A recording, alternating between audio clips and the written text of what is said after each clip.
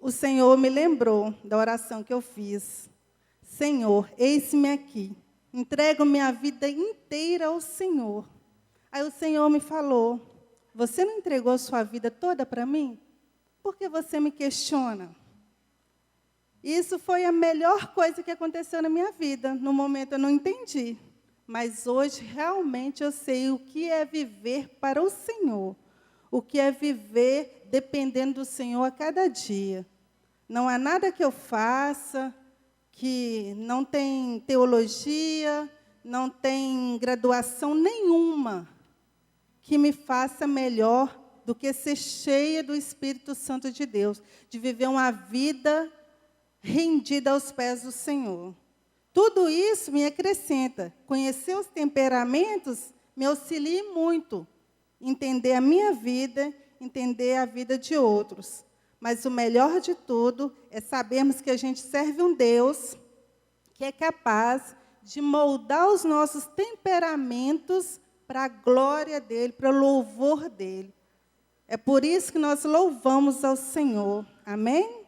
Vamos engrandecer o nome do Senhor com louvor, irmã Sônia?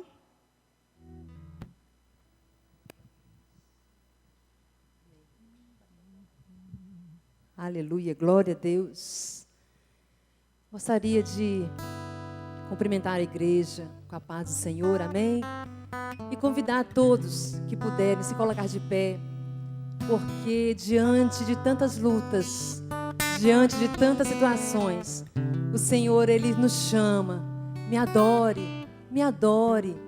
Então, os irmãos não sabem o que eu passo, eu não sei o que os irmãos passam, mas hoje mesmo pela manhã o Senhor falou comigo, apenas me adore, minha filha, me adore, porque eu já estou trabalhando.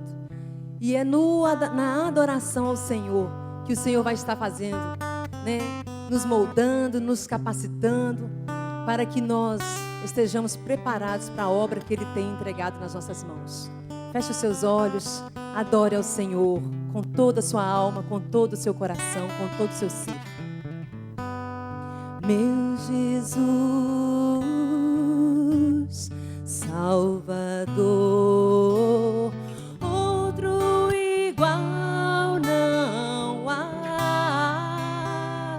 Todos os dias quero louvar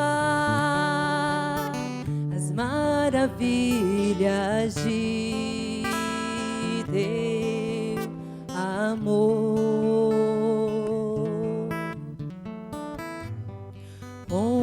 Consolo, abrigo, força e refúgio é o Senhor, com todo o meu ser, com tudo que sou, sempre te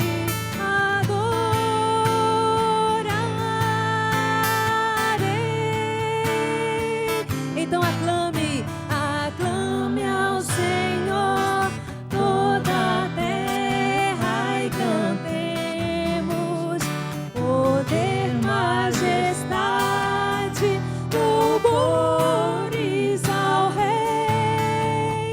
Montanhas se prostrem e rujam os mares ao som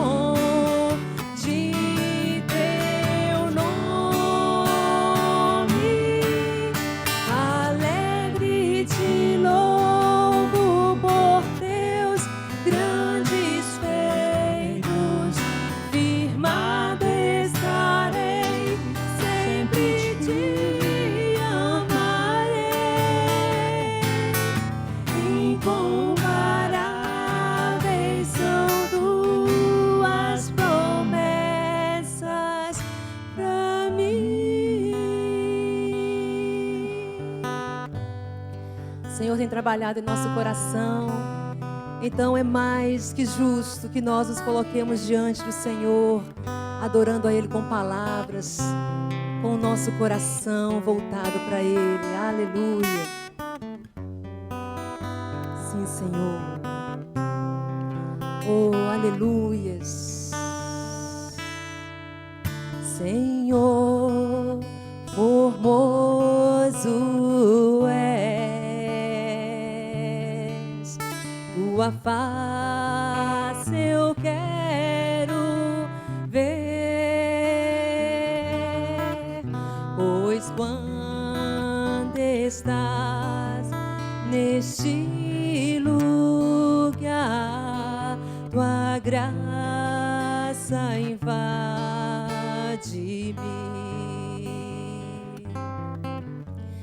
Acende a chama, ó Pai, que uma vez brilhou, pois quando estás neste lugar, tua graça invade-me. Senhor, formoso és, Senhor, formoso és, aleluia. Tua face eu quero ver, pois quando estás neste lugar, tua graça invade-me. Sim, Senhor, acende a chama, ó Pai, que uma vez brilhou, vem limpar, brilhar, resplandecer o meu primeiro amor. Vem limpar, brilhar, resplandecer o meu primeiro amor. Aleluia, glória a Deus, aplauda o Senhor. Obrigada, Jesus, porque o Senhor tem nos dado oportunidades, ó Deus, de acertarmos, mesmo, ó Pai, muitas vezes termos errado, mas o Senhor nos dá a chance de recomeçar. Ó Deus, neste momento, ó Pai, nessa semana temos aprendido tanto, ó Pai, coisas que, ó Deus, são simples, mas que nós não tínhamos, ó Deus, noção, ó Pai, das situações. E, ó Deus, temos visto, ó Pai, o porquê de tantas coisas. Continue falando conosco nesta noite, através do teu servo, o professor Rafael. Usa ele com poder e graça, Senhor Deus. E traga, ó Deus, a existência. Traga aos nossos corações, ó Deus, aquilo que precisamos ouvir para aprender. Para assim, ó Deus, agirmos, ó Deus, para a glorificação do nome do Senhor. É a oração que fazemos, ó Deus, em o nome de Jesus. Amém.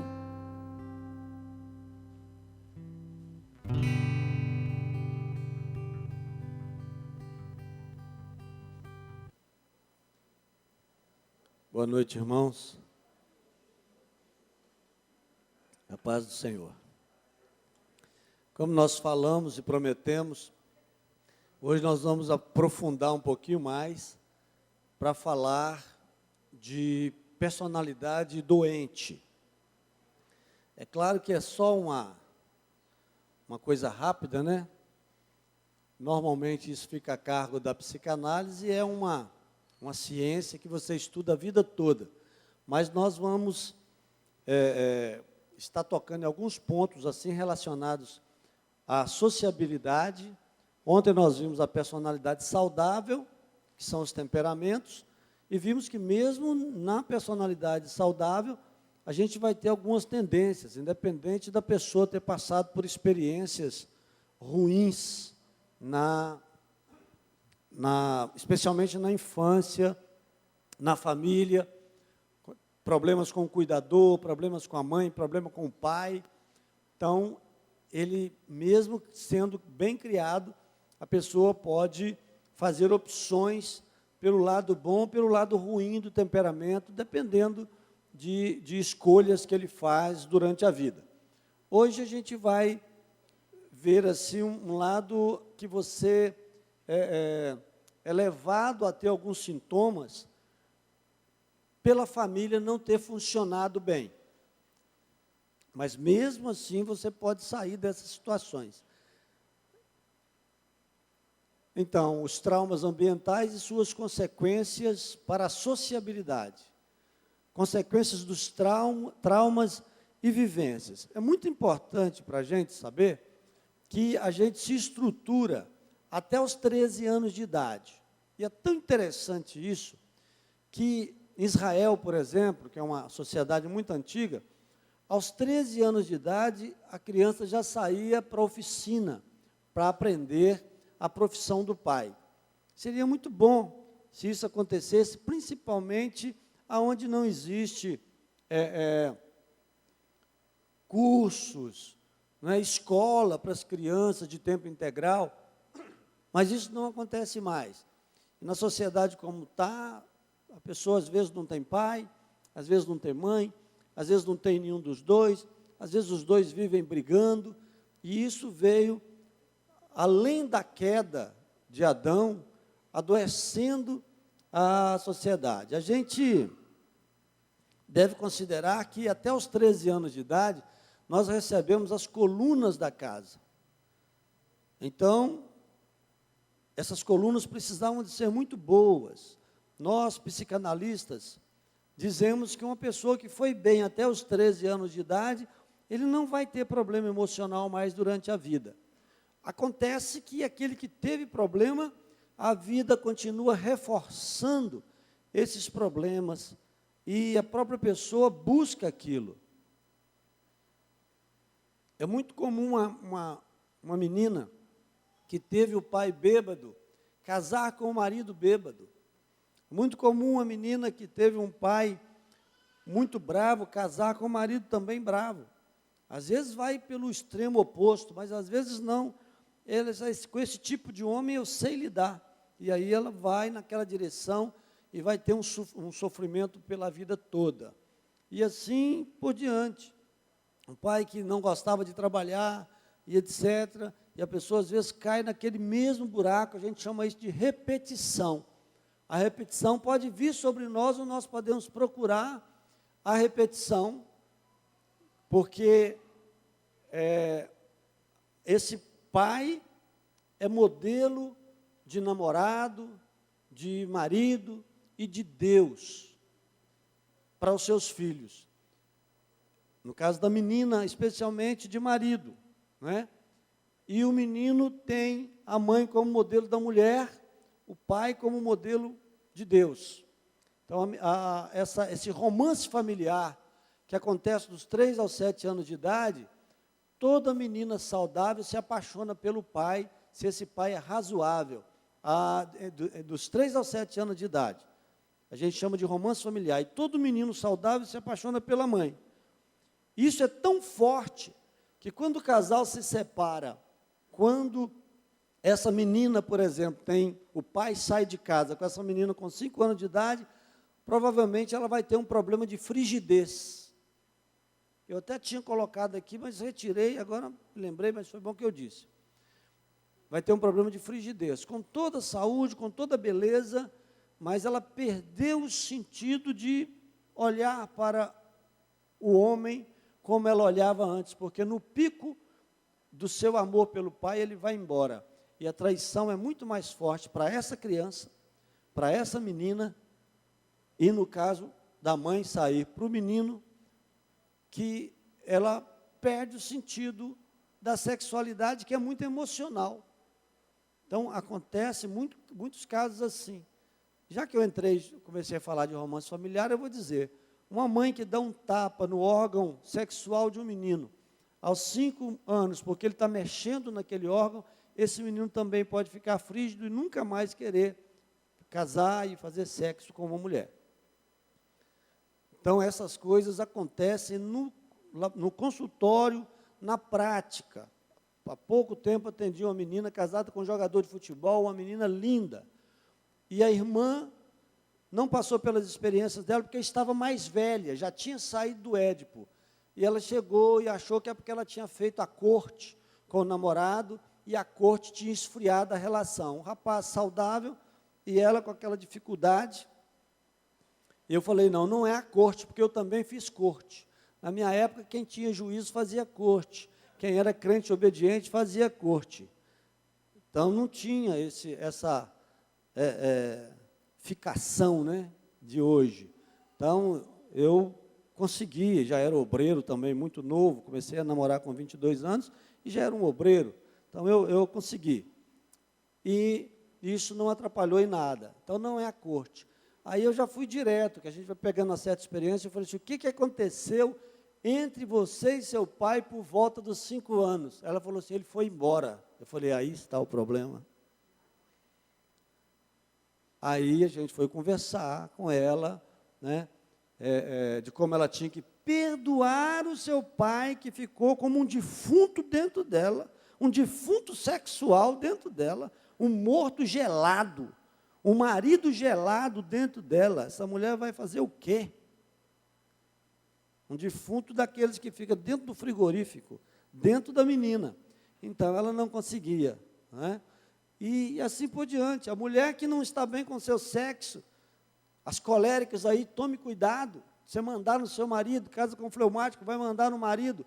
O marido acaba não dando conta e larga para lá, e fica igual um objeto dentro de casa, ou igual um cachorro. A mulher manda para lá, manda para cá, grita com ele, ele desiste, e os filhos ficam vendo aquilo. A menina não quer um homem objetal, vai arranjar outra coisa.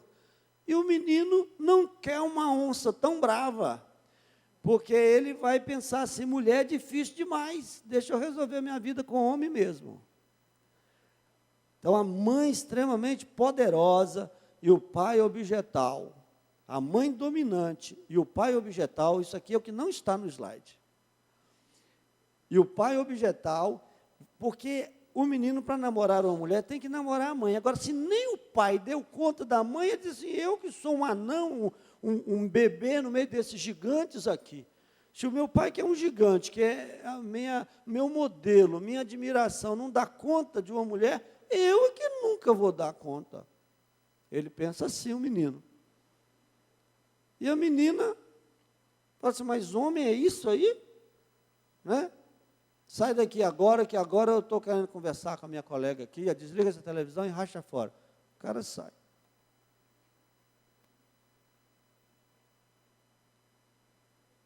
Está chovendo e fala assim, ó, eu esqueci o cachorro naquela casinha pequena, mas o cachorro tem que ficar confortável naquela casa grande. Vai lá agora na chuva e põe o cachorro na casa grande, o cara vai lá e pega. Nem ele vai ficar confortável, mas o cachorro tem que ficar. E aí ele vai, e o filho, mas ser homem é isso aí? Deve ser bom ser mulher para mandar e dominar. Então, quando a mulher não está bem com seu sexo, e o homem não está bem com seu sexo, além do temperamento, além do temperamento, porque o fleumático, saudável, ele sabe impor, ele é pirracento, a mulher manda, mas ele não obedece.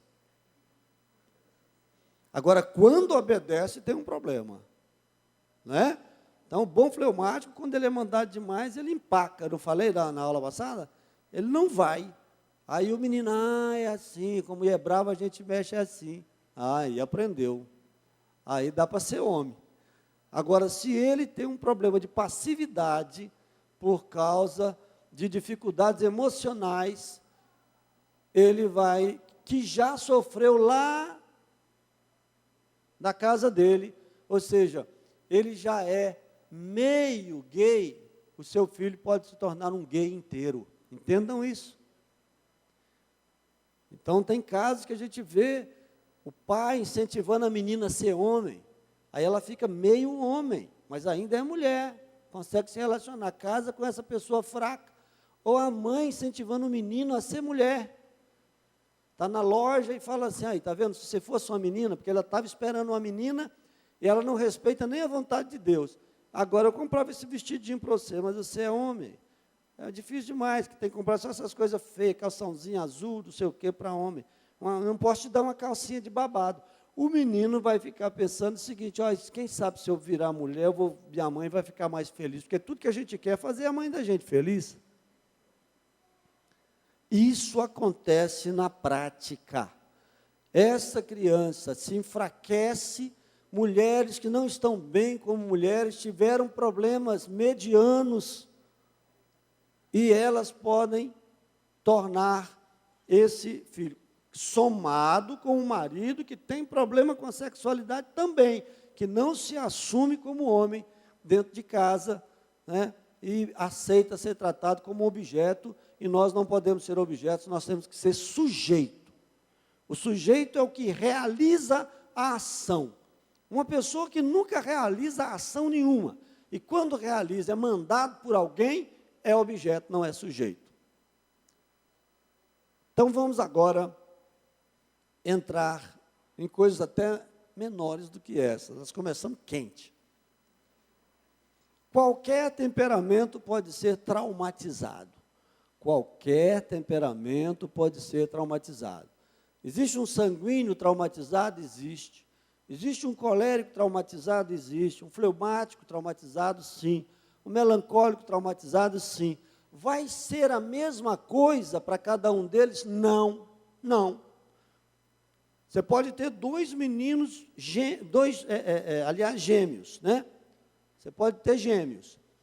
Se um for de um temperamento, o outro de outro, passar pela mesma experiência, um pode apresentar um sintoma e o outro pode apresentar outro sintoma. Por quê? Por causa da forma que ele lida com isso internamente, por causa do seu temperamento. Por causa do seu temperamento. Então, pode ser mais grave num e menos grave em outro caso.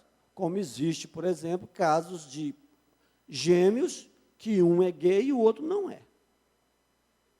Por causa do temperamento. Então, a homossexualidade é um problema identitário, é um problema de gênero, e o gênero se define com clareza por causa dessa posição firme do pai e da mãe, de 0 a 2 anos de idade. Com 3 anos, o menino já está fazendo opção. Porque ele entra na fase fálica, ele já vai descobrir, quando ele, na fase do espelho, 1 ano e 8 meses, em volta de 1 ano e 8 meses, ele olha para o espelho e ele diz, sou eu, e ele já tem capacidade para dizer se é eu homem ou se sou eu mulher. Então, é muito importante o cuidado desde o ventre. Aos 4 meses dentro do ventre, o menino já escuta a voz da mãe. Aos 6 meses, ele já escuta a voz do pai. A voz do pai é grave, mais fácil de escutar a partir dessa idade, ele tem capacidade, escuta de fora para dentro. E da mãe, ele escuta por fora e por dentro. Então, até o que se fala, o que se canta, a mãe que canta, a mãe que gosta de cuidar da criança é uma. A mãe triste, com depressão pós-parto, é outra mãe, é outro filho, é outra experiência. Aí vão gerando pessoas traumatizadas desde muito, muito, muito cedo. Os traumas emocionais geram doenças emocionais. Geralmente a origem da doença emocional está nos traumas acontecidos na infância. A doença emocional é uma fixação no momento anterior ao trauma, como se o doente tentasse evitar o que já aconteceu. Em muitos casos, a pessoa tenta voltar ao momento antes, isso gera uma ansiedade muito grande. Ele queria que aquilo não tivesse acontecido com ele. Por exemplo, a pessoa que foi estuprada, ela vai sonhar muitas vezes no momento antes. A pessoa que perdeu um ente querido, eu perdi uma irmã quando eu tinha 16 anos, ela tinha 19. E eu sonhava que estava chegando de moto no mar para salvar ela, de salva-vida, de nadando, de ônibus por cima do mar para salvá-la, porque eu queria estar um momento antes da morte dela. Então, esse retorno chama-se, essa fixação nesse momento, acontece uma regressão nos nossos sentimentos, e nos faz infantis. Sintoma da pessoa com trauma, com doença emocional. Infantilidade. É a pessoa que convive no meio da gente, conosco, e ele manifesta uma infantilidade, às vezes insuportável. Ou por falar alto demais, ou por brincar demais, ou por ficar quieto como um bebê demais. Tudo que é demais vai estar mostrando alguma coisa de doença emocional. Se essa pessoa já foi ao médico, já fez os exames e não tem problema nenhum físico ou bioquímico, neurológico, não tem problema, então ela tem um trauma. O útero social é tão importante quanto o útero biológico. 50% das suas vantagens e problemas são do útero biológico e 50% são do útero social. O ser humano, ele se desenvolve, se estrutura na linguagem, não na linguagem falada, mas na linguagem do olhar, na linguagem do sorriso, na linguagem do afeto, na linguagem da gesticulação, da fala também. Eu quero falar para vocês decorarem essas 5 letras que formam a sigla DACEL. DACEL com L e com C no meio, DACEL. Digam diálogo. Novamente, diálogo. Afeto. De novo, afeto. Cuidado. Exemplo. E limite. Se você na sua vida, desde bebê, se você teve diálogo e a mãe conversa no útero com a criança, tem mãe que toma remédio para matar a criança. Quero contar para vocês uma experiência que tem gente que não acredita nisso. Conversei com uma moça e ela conhecia a vida dela toda, até porque tudo que ela perguntava à mãe, a mãe respondia. E nós começamos a conversar porque ela tinha um problema assim. Até os 15 anos de idade, ela dava uma ansiedade nela e ela começava a rolar no chão, aonde ela estivesse. Normal, pessoa normal. Só que vinha aquela ansiedade sem causa conhecida, e ela rolava no chão, rolava, até diminuir a ansiedade, parava, voltava, ia lá, tomava banho, até que voltasse de novo aquele surto. Coisa de louco. Dos 15 anos até a idade adulta, ela corria na roça.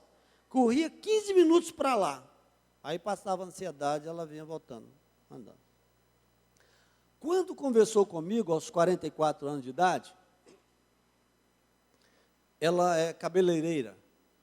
E ela, então, começa e dá o surto, ela para. Aí senta. 1 hora ela para o salão, lá a parte dela. Aí melhora a ansiedade, ela levanta. Aí nós começamos a conversar e ela se conhecia muito. Autoconhecimento é isso que nós estamos fazendo aqui, é muito importante para a nossa cura interior. No último dia que nós vamos falar mesmo do outro, assim, dessa relação de como proceder positivamente com o outro. E evitar os negativos por causa da ética, do espaço do outro. Que o mais importante é você lidar bem com você. Aí, eu fui conversando, falei, não estou vendo nada. Aí eu falei, só pode ser no útero. O que aconteceu? E eu não acreditava muito nesse negócio de útero. Ela falou assim, minha mãe tomou remédio, falou comigo, tomou remédio para me matar. Aí foi muito tempo tomando remédio, eu falei assim, você tem resistência à droga? Ela falou, tenho. O médico falou que ia me dar uma injeção, que eu ia desmaiar, para fazer não sei o que lá. Ele me deu a injeção, eu fiquei normalzinha. Porque uma criança, um bebê dentro do útero, que toma muita química, entra na estruturação dele e depois ele vai ter uma certa facilidade, resistência, porque ela não morreu só ficou com esse problema. Então, a mãe tentou matá-la no útero muitas vezes. E o que um bebê faz quando ele está no útero e ele não gosta de alguma coisa, ou a posição não está boa, ou quando a mãe come uma coisa amarga, o bebê faz a cara de amargo. Quando é doce, ele vai ter as sensações por causa da alimentação, hora que chega nele através do cordão umbilical. Presta atenção nisso. O bebê roda no útero. A mãe dela ficou tentando matar até ela bem grande já no útero. Ela rolava. A minha tese é que aquela coisa inicial de rolar no chão, quando ela estava no estresse, e pensem que é na hora do estresse que você vai ter o seu surto. O que gera estresse? Uma pessoa ficar falando com você na sua cabeça uma coisa que você não está querendo escutar. O que gera estresse? Excesso de trabalho. O que gera mais estresse? Fazer uma atividade que não te dá prazer. Nesse momento você pode surtar. Todo mundo surta de algum modo. Nem que seja com a reação de falar, vou abandonar isso aqui agora e vou fazer uma caminhada. Não é sair correndo como a mulher fazia, que aí já é demais. Vou fazer uma caminhada e vou voltar porque eu me estressei. A gente não sabe que isso é o estresse, mas quando você se lota de uma determinada coisa, é porque você está estressado. E esse rodar dela no chão, é uma coisa que eu nunca ouvi ninguém falando que fazia, é uma imitação. Por quê? Porque tudo fica gravado, o bem e o mal. A sua cabeça é um computador muito melhor do que qualquer computador que existe. E, no nosso caso, ainda vem junto com a emoção. Vem a lembrança junto com a emoção. Ah, sim, mas eu não lembrei de nada. Mas criou-se uma situação que repetiu a situação original, que foi traumática, e você, então, pirou. Naquela hora você pirou, você teve um pequeno surto ou um grande surto. Situações de um estresse normal para um adulto regride o doente emocional a uma posição infantil. Então está todo mundo aqui. De repente começa a dar relâmpago e alguém dá um piti aqui. Chama pitismo. É um sintoma de histeria. Por que esse adulto não suporta rato, não suporta barata, que é uma coisa quase geral das mulheres e tem explicação?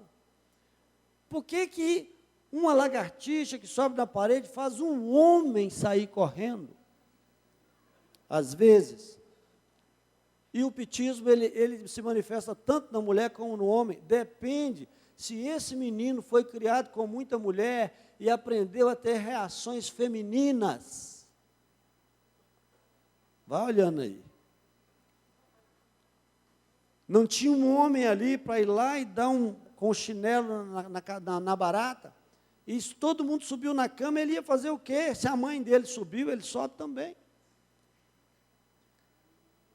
Isso chama histeria. Não é?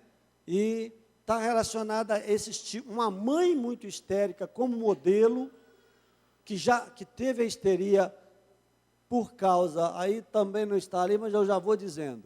Meninas que foram seduzidas pelo pai, ou que se acharam seduzidas por ele, se tornam meninas histéricas. A histérica é essa mulher ondulante, muito ondulante, que quer ser mais feminina do que todas as mulheres femininas, porque ela entendeu que se ela conseguiu seduzir o pai, na verdade foi o pai que a seduziu, se ela conseguiu seduzir o pai, ela consegue seduzir qualquer homem. E aí ela já anda daquele jeito, naquele movimento, aquela coisa, querendo parecer muito mais feminina do que é. Mas quando casa não dá certo, porque ela tem um trauma forte com o pai, ou com o cuidador, ou com o irmão mais velho que ficou no lugar do pai. E ela tem ódio, na verdade, de homem. Um ódio lá dentro da alma, que precisa ser arrancado com milagre ou com terapia. Então, isso acontece. Eu conheci algumas histéricas, trabalhando. O homem é mais difícil, mas tem homem histérico também. Trabalhando, e tinha uma vizinha nossa que era histérica, que ela ia para a porta da rua com um shortinho bem pequenininho, e depois falava para falar com o marido que fulano estava olhando para ela, que o outro estava olhando para ela, que o outro estava olhando para ela, mas ela ia para lá provocar, e a pessoa podia olhar para qualquer lado, mas ela queria que olhasse para ela, porque ela tinha esse problema com a sedução. Eu não fiz tratamento dela, mas com certeza, se fizesse, tinha um problema familiar de sedução. Porque se for estupro, vira sociopata. Vejam o filme A Ira de um Anjo. Anote, A Ira de um Anjo, para vocês entenderem como que o estupro se torna em sociopatia no caso da criança. Nesse filme, é até um bebê que foi estuprado de 1 a 2 anos de idade. E foi curada depois com terapia. O filme conta tudo, porque foi um pastor e uma esposa dele que adotou, e por fim essa menina queria matar, inclusive o pastor, por causa das coisas, experiências que ela passou quando morava com o pai.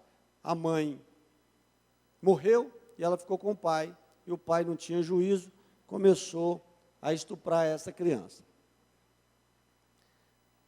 Situações, então, de estresse. Geralmente, os doentes emocionais pensam que podem causar aos outros o mesmo dano que foi causado nele. Aí, um pouquinho de sociopatia, em qualquer doença emocional tem um pouco de sociopatia. Eu me acho no direito de causar o mesmo dano que recebi no outro. Mas eu não acho que não sou assim. Se não acha, mas faz. Na prática você faz, porque isso é um determinismo psíquico. Você se acha no direito, faz parte da sua lei. Se não te respeitaram, você não precisa respeitar o outro. Se gritavam com você, você pode gritar com o outro. Se fizeram isso com você, você se sente no direito. Se te bateram, por isso que não é bom bater em criança, porque a criança vai resolver, as coisas resolvem na ignorância, né? A hora que o coleguinha dele faz qualquer coisa, vai e bate no coleguinha. A menos que a opressão seja tão grande, que o pai e a mãe dizem, se você bater no seu coleguinha, eu te mato. Não é? E tem até uma história que minha mãe contava, de um menino, tem mãe que fica falando que vai matar o menino. Cuidado. O menino, ele falou assim, se você perder nota, a professora já me chamou 3 vezes lá. No final do ano, se você perder nota de novo, eu vou te matar. Aí estava passando um caminhão, eu falei, já que eu vou morrer lá em casa mesmo. Aí morreu. Enfiou debaixo do caminhão. Então, não é brincadeira você criar filho. E aí você vai ter essa regressão aqui, que você fala assim, regressão é uma coisa absurda. Não, regressão é você vivenciar o seu momento passado. Outra coisa que o crente morre de medo é de hipnose. Quando você está dirigindo o seu carro, ou a sua bicicleta, ou andando a pé, e vai andando, depois você não sabe por onde você passou, não viu o sinal, não viu nada, você eu cheguei aqui, mas eu não lembro, eu estava pensando em alguma coisa. Chama auto-hipnose. Auto-hipnose. Você mesmo se hipnotiza pensando numa coisa, esquece o que está ao seu redor.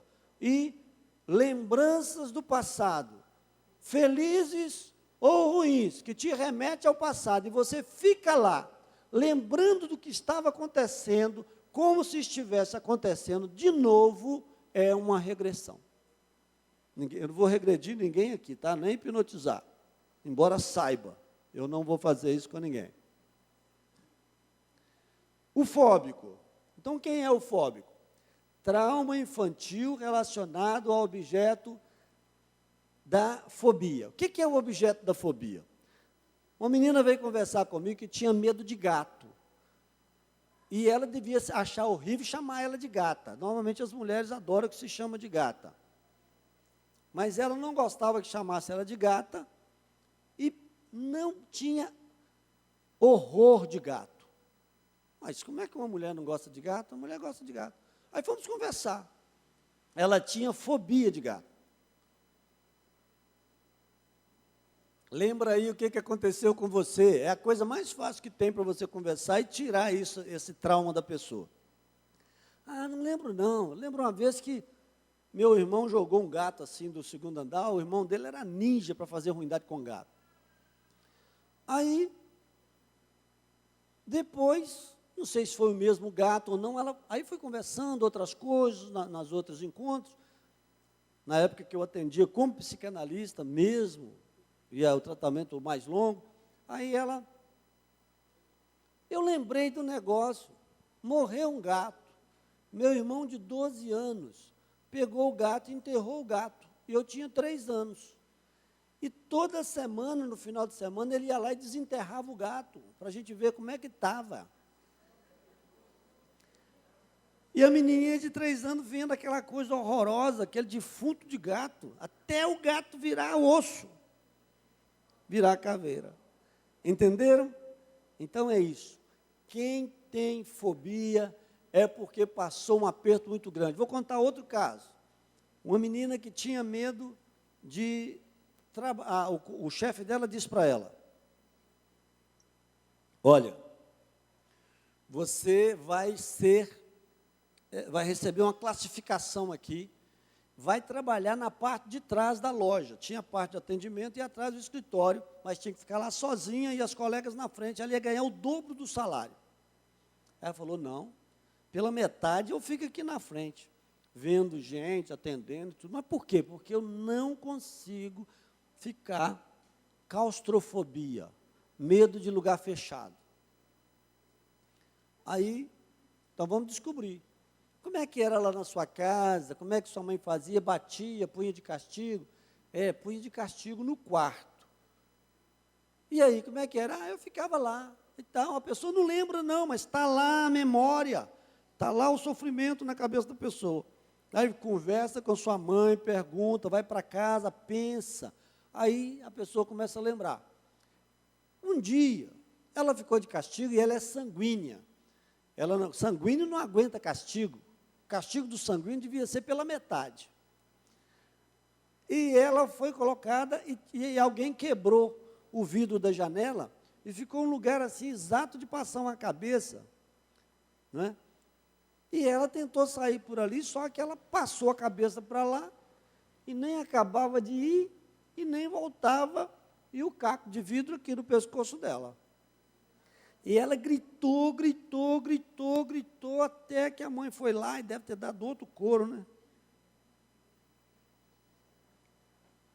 Saiu de lá, com jeitinho, né? Porque a criança entra assim, depois faz assim, ó. E depois quer voltar assim, ó. Ele não entende que ele tem que fazer o mesmo movimento que ele fez para lá. E ela queria voltar todo jeito, que ela tirava a cabeça de lá e ela encostava no vidro. Aí eu falei: isso aí basta. Descoberta a causa, nesse caso da fobia, a pessoa já 50% está curada. A próxima coisa é começar a ficar em lugar fechado, nesse caso, um pouco de tempo, mais um pouco. E tem fobia de tudo, né? Fobia de tudo, são muitas as fobias. Um dia, eu fui na igreja dessa menina, uma igreja 2 vezes maior do que essa, lá no cantinho, um escritório, ela sozinha no escritório, a igreja na avenida.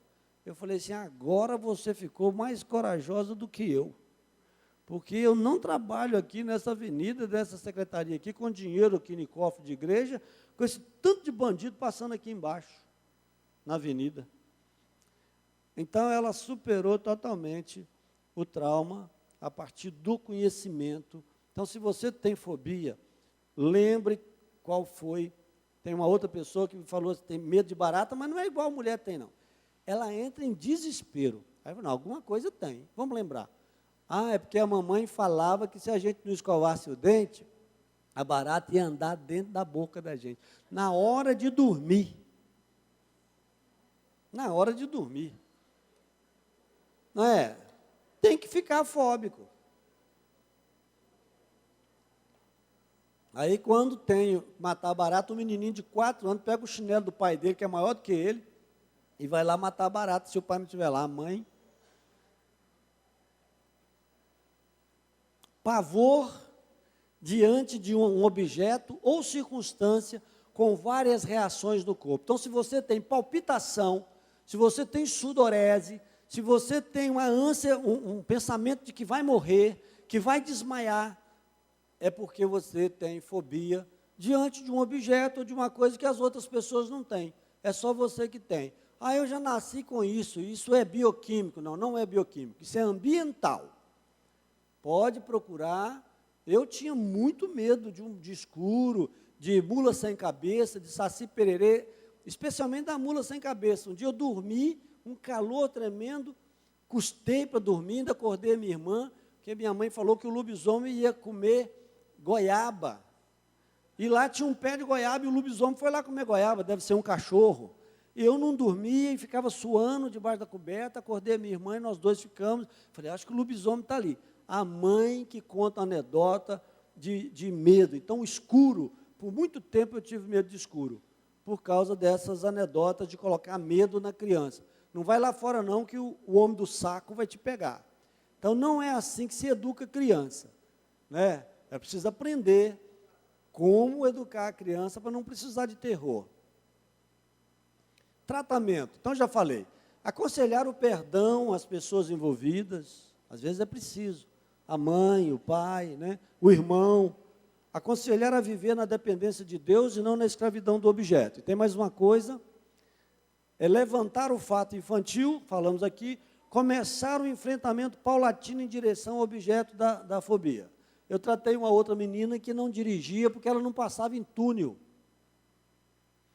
Falei com ela, você vai fazer o seguinte, depois que conversamos, descobrimos, nem lembro mais o que era, você vai entrar com o seu marido no túnel, você dirige enquanto você aguentar, a hora que você estiver passando muito mal, ele primeiro tenta um túnel mais curtinho, passa debaixo de uma ponte, acho que até ponte ela tinha medo de passar debaixo, e depois um túnel menor, para o carro, ele dirige, e tal. Daí a pouco ela ia para Belo Horizonte, andava lá, passava debaixo daqueles túneis todos lá, e a fobia foi embora.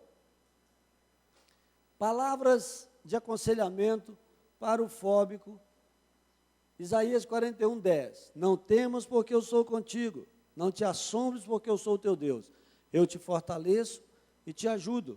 E te sustento com a minha destra fiel. E às vezes é um ministério. A pessoa tem medo do ministério. Eu estava pensando Moisés essa semana. Olha como Deus é maravilhoso. Moisés foi colocado num cestinho e colocado no rio. Imagina a sensação de desamparo que ele sentiu. E agora Deus manda ele abrir as águas do mar com uma vara. Isso não é maravilhoso? Não mandou ele pisar na água, nem entrar lá que a água ia abrir. Talvez ele nem cresce que isso fosse acontecer. Quando os sacerdotes atravessaram o rio Jordão, o sacerdote com a arca pisou na água e a água abriu. Deus falou com Moisés que era para ele apontar a vara em direção ao mar. Não mandou ele entrar lá no mar, não. De repente, ele podia ter dificuldade com isso. Mas o certo é isso, que o grande milagre que ele fez foi o milagre das águas, mas por causa de Deus, do plano de Deus, ele teve que ser desamparado pelos pais e colocado no rio. Não é interessante isso? É analisável. Não quer dizer que isso aconteceu, mas pode ser que sim. Romanos, por que não recebeste o espírito de escravidão para outra vez estardes em temor? Mas recebeste o espírito de adoção, baseados no qual clamamos Abba. Então, a fé é muito importante para o fóbico. E às vezes você fica diante de uma pessoa fóbica, você não sabe o que fazer. E vai te ajudar muito se você pegar esse slide e depois ler sobre o fóbico. É só colocar lá no Google fóbico. Coloca assim, fóbico psicologia ou fóbico psicanálise. E se você tem alguma pessoa perto, você pode inclusive ganhá-la para Jesus, ajudando ela a sair da fobia. E no ano que vem, no início do ano, tem um curso aqui que chama Aconselhamento Integral. A gente entra em detalhes em tudo isso, muito mais do que nós vamos ver aqui hoje, porque são 36 horas aulas só falando de traumas e de outras coisas relacionadas. O ansioso. De onde vem a sua ansiedade? Tem muita gente ansiosa aqui. Eu já fui ocioso, medroso, obsessivo. Não fui fóbico, mas eu era muito medroso, ansioso e obsessivo. A ansiedade, todo mundo tem um pouco, mas quando ela começa a atrapalhar as suas funções, então você é um caso de uma pessoa que está com uma doença de ansiedade. Situações geradoras de ansiedade em casa. Aquele pai que bebe e chega em casa quebrando tudo. A mãe que grita demais e faz o menino ficar ansioso e gago. Mãe que grita demais faz o menino ficar gago. Tem alguém gago aqui? Analisa se sua mãe gritava demais, ou sua avó, ou sua tia, ou o cuidador seu gritava demais. Para vocês verem como que chega a situação da pessoa ficar gaga. E essa ansiedade primeira, infantil, é estrutural. Ou seja, você vai levá-la para a vida toda, como se você estivesse construindo uma casa para morar nela. Depois que construiu, só se quebrar para fazer diferente. E essa construção é feita de 0 a 13 anos de idade. Depois de 13 anos de idade, se consegue quebrar e refazer muita coisa.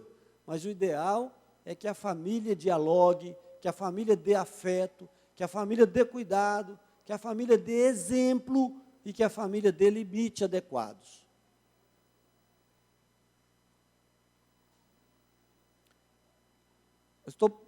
Estive conversando com uma moça há pouco tempo que ela está passando assim igual o Jó. O pai morreu, a mãe morreu, o parente está querendo tomar a casa, e aquele monte de coisa, e ela começou a ter uma ansiedade. E eu perguntei, como foi a sua vida até que seu pai e sua mãe morressem? Você recebeu diálogo? Muito. Afeto? Muito. Cuidado? Muito. Exemplo? Muito. Limite? Muito. Então, você tem um problema atual. Você vai vencer com a ajuda de Deus, sem precisar de terapia, sem nada, nem voltou mais. É só orar, porque você está passando por uma experiência espiritual para você crescer, para você ser usada por Deus. Porque a família deu tudo e agora o diabo está querendo tomar tudo. Através de pessoas de fora.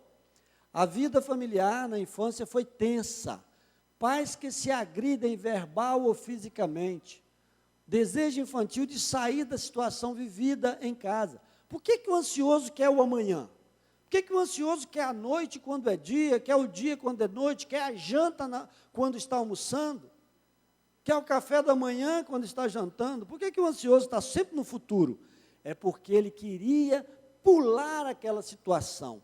E ele não conseguia pular, ele tinha que aguentar 2 adultos que eram 2 crianças ou 2 adolescentes dentro de casa, que casa, criança, regredido, cheio de problema, e vai cuidar de uma outra criança. Como é que 2 crianças vão cuidar de uma outra criança?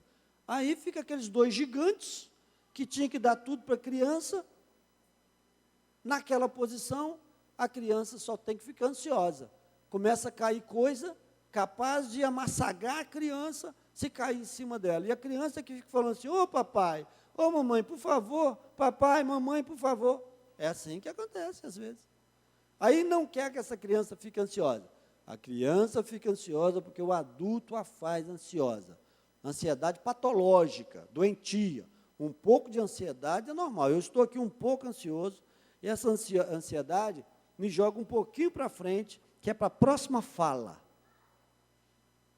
Mas eu já fui bem mais ansioso, a ponto de esquecer a fala. Vive preocupado com o futuro. Mãe que grita constantemente com a criança, podendo provocar a gagueira e muitas outras situações. Gritar é falta de autoridade, a menos que você esteja falando para muitas pessoas. Se eu ficar aqui, gritar, como eu converso com a minha esposa, quando eu estou pertinho dela, está dando para entender aí atrás? Não é? Você está namorando, você conversa desse jeito, mas agora você está falando para muitas pessoas. Então, você tem que usar você tem que ter esse movimento de voz. Mas está pertinho da pessoa, você vai gritar no ouvido dela, É porque você não tem autoridade para falar manso e conseguir a mesma coisa. É um aprendizado que precisa de ter.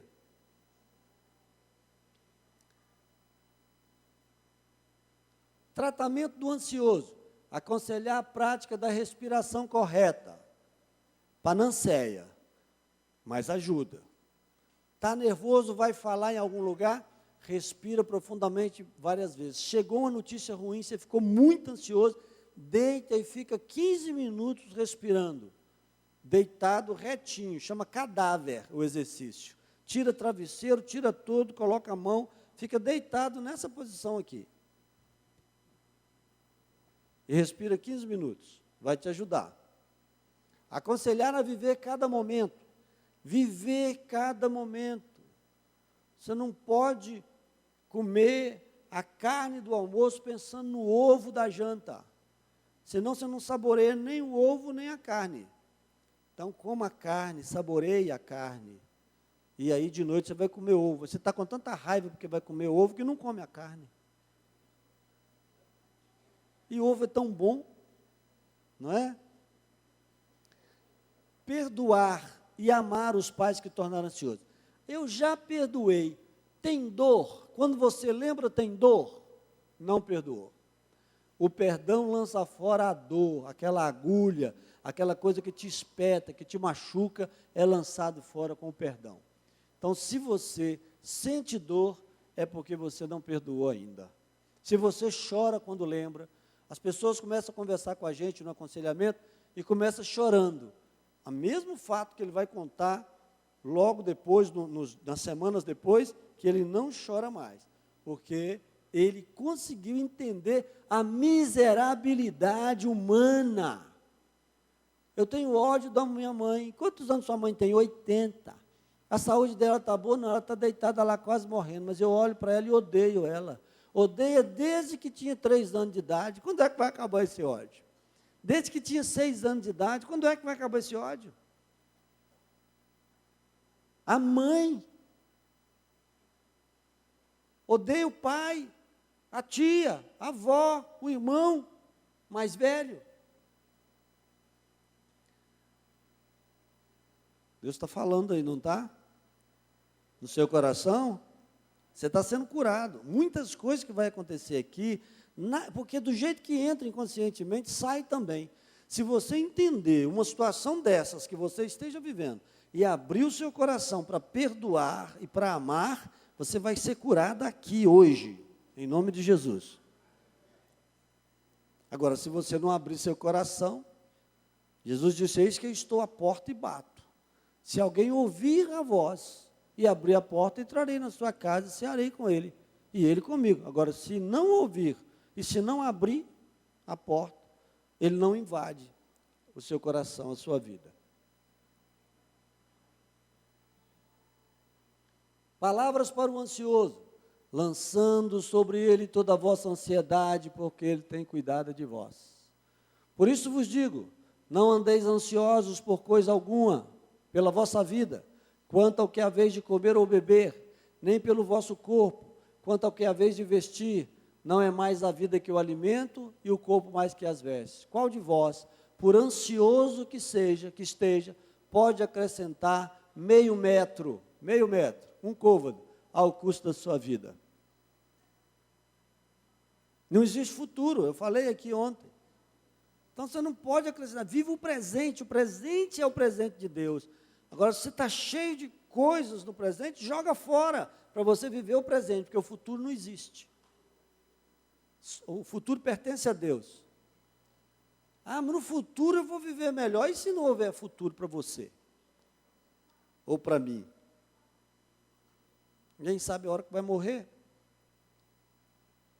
O hipocondríaco, aquela pessoa que só fica tomando remédio, e aí te dá um desespero, que aquela pessoa está perto de você tomando remédio, está tomando remédio.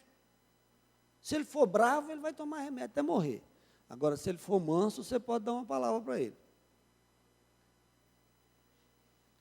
Normalmente, as compulsões, e a hipocondria é uma compulsão por remédio, elas são, eu separei porque ela é importante, o afeto é trocado por alguma coisa. No caso da hipocondríaca, as mulheres são mais hipocondríacas, porque elas demandam mais afeto também na nossa sociedade. E carrega remédio na bolsa, porque se eu tiver uma dor de cabeça, se eu tiver isso, se eu tiver aquilo, se eu tiver aquilo outro, aí a pessoa já está preparada para todas as doenças que ela possa ter e anda com os remédios dentro da bolsa. E toma muito remédio sem prescrição médica. E vai ao médico para tentar convencer o médico que ela precisa de remédio. E toma muita quantidade de remédio. Né? Se você está nessa situação e o médico já está mandando você procurar uma pessoa para te ajudar, procure um psicólogo, procure um psicanalista. Nos procure aqui, a gente atende até 4 vezes de graça aqui. É só ligar. Esse ano está bem apertado, mas ano que vem começa tudo de novo. Então, nesse caso, os pais hiperocupados que só dão carinho e atenção ao filho que está doente, ou pais violentos que só dão afeto quando o filho está doente. Então, o afeto é substituído pelo remédio. O menino quer ficar doente, a menina quer ficar doente, para quê? Para receber afeto. Então, o emocional está muito ligado ao afeto. Né? O principal sintoma são as fantasias de doenças. Se você falar com um hipocondríaco assim, hoje fulano de tal morreu de câncer. Ele já começa a procurar, que ela acha que ele também está com câncer. Aí, se porventura ele passa a mão, tem uma espinha assim, e fala, isso é câncer. Aí já começa. O médico vai dar um diagnóstico, ele já pensa que sempre é o pior. A pessoa está sempre voltada a uma relação com a doença, com os médicos. Né? Quer ver um afeto legal? O pai nunca anda de carro com a pessoa para passear, está sempre ocupado, mas a hora que ele adoece, ele para no meio da semana, pega, coloca no carro, chega no ambiente do hospital, aquela pessoa vestida de branquinho, olha, fiquei com meu pai meia hora, quem sabe se eu adulto agora também não for lá no médico à toa, eu também não vou receber algum tipo de afeto. Tratamento, levar o aconselhando a entender, a perdoar e amar os pais, de novo, perdão e amor, está ligado à sua cura emocional, a perdoar totalmente e amar de verdade. Quem não perdoa, não ama. Não é possível amar se você não perdoar, seja quem quer que for.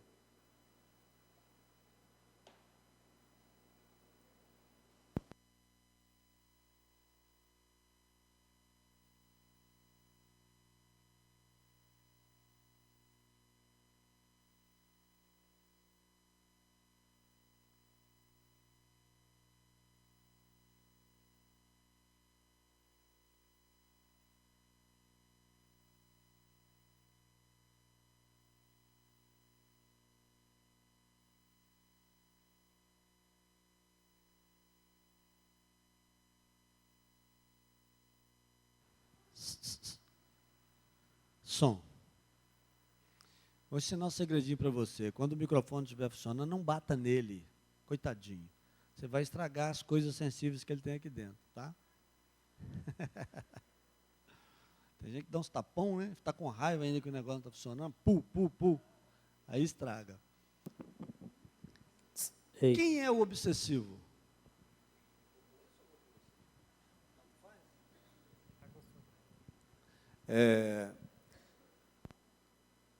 O obsessivo e a obsessiva é aquele de quem os pais falharam. Os pais falharam. Falharam por doença, falharam porque morreram, falharam porque são sociopatas e põem os filhos para trabalhar para ficar mais à toa. Falharam porque a sociedade diz que tem que pôr o filho para trabalhar. Já houve isso aqui, as famílias eram grandes porque precisavam de menino na roça para trabalhar. Aí é uma geração de obsessivos, pessoas que só pensam em trabalhar, e ele fica perfeccionista. Então, excesso de atividades adultas na infância. Eu conheci um menino obsessivo que tinha a chave da casa. Ele preparava o café para o menino mais novo, o sobrinho dele.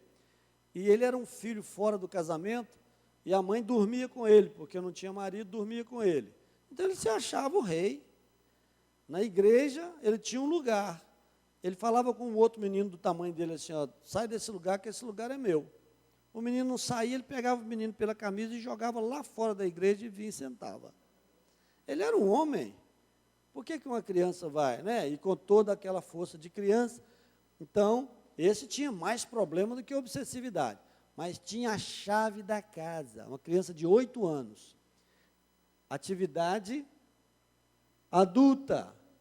Então, você foi surrado demais aí, arrimo de família, teve que trabalhar para ajudar em casa, para ajudar os irmãos mais novos, né? O pai foi embora, você ficou trabalhando, por algum motivo você teve que fazer as atividades todas da casa, arrumar a casa toda, porque a mãe saiu para trabalhar e cobrava de você, então você foi adulta na infância e será uma deusa na idade adulta.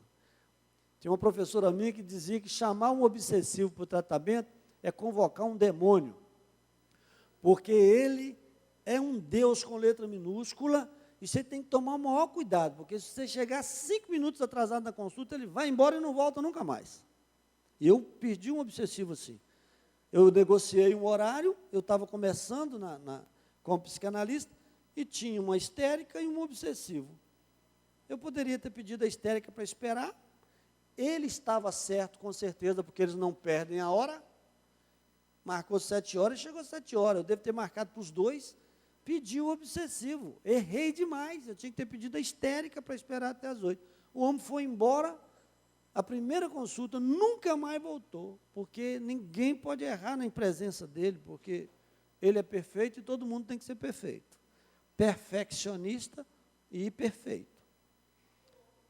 E está sempre ansioso, só um pouquinho, está sempre ansioso, por quê? Porque cobrava dele uma coisa que ele não podia fazer, então ele está sempre achando que não vai dar conta de fazer o que tem que fazer, porque repete a infância. O pai chegava e falava assim, você já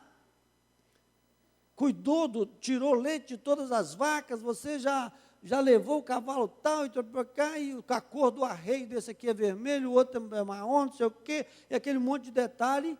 Ele fez alguma coisa errada e entrava no coro. Então, ele nunca dava conta daquelas coisas todas. A menina, você lavou as vasilhas? Lavou.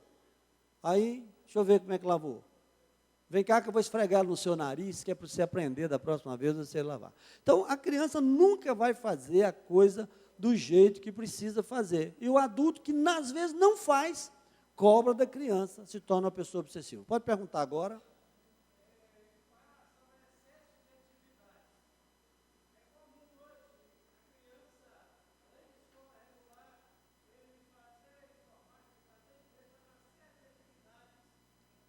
E não viver a infância. Informática é coisa de adulto, estudar é trabalhar, tudo isso vai causar. Agora, tem 2 vertentes. A criança pode se tornar ou um obsessivo, ou chutar o pau da barraca e virar sociopata. Na mesma casa, você vai ter uma pessoa que é igual um deusinho e um usuário de droga. Porque um não aguentou, talvez por ser sanguíneo, o outro é melancólico, aguentou. O sanguíneo não aguentou, porque o sanguíneo não aguenta.